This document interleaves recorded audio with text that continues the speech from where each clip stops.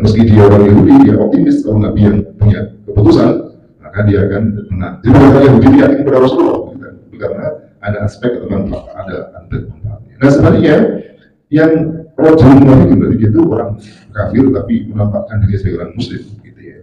Itu justru sebaliknya, harusnya kalau dia Muslim, harusnya apa? Mengajak kepada Rasulullah, tetapi justru sebaliknya, dia justru mengajak kepada, kalau dalam riwayat yang lain itu bernama Ka'ab bin Ashraf. Ada juga nama yang lain, ya.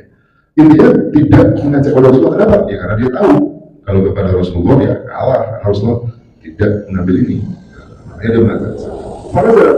Maka turun ayat ini. Ayat ini kalau kita lihat apa isinya? Ada orang yang ngaku dia beriman kepada Ma'unzailika. Ma'unzailika itu apa? Al-Quran. Ngaku beriman pada Quran. Dan juga ngaku dia beriman Ma'unzailika kepada apa yang diturunkan kepada kitab-kitab sebelumnya. Bukan hanya Quran, tapi juga kitab-kitab sebelumnya. Tapi disebutkan yuridu ayyatahakamu ila tauhid. Mereka ini justru berhukum kepada tauhid itu tadi.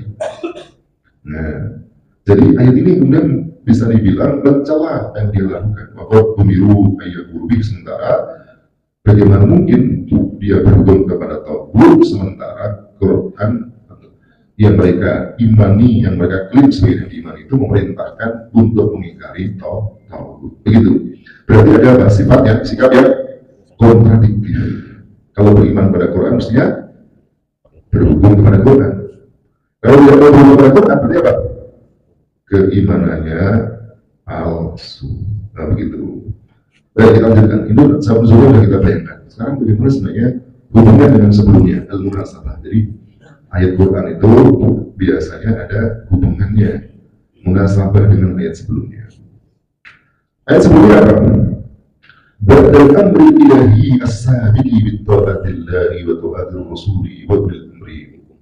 Jadi setelah ada perintah ilahi, perintah ketuhanan yang disebutkan dalam ayat sebelumnya untuk taat kepada Allah Ta'ala Rasul dan bil amri.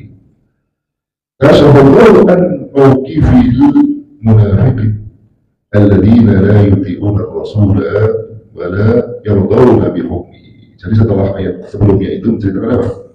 Perintah untuk taat kepada Allah dan Rasul. Jadi kalau kita lihat posisinya supaya lebih jelas.